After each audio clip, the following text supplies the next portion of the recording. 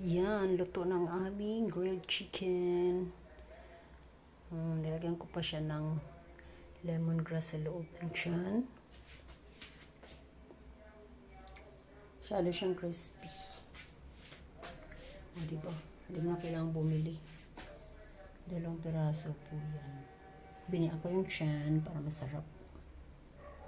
Yan po, yung aking grilled chicken.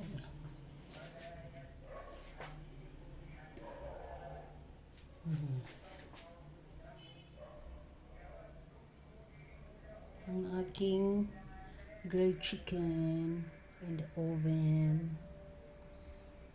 Napakasarap. Yummy, yummy. Ito yung aming dinner for today. For tonight's video. Gutom na yung aking mga alaga. Sila ay nag-aantay na.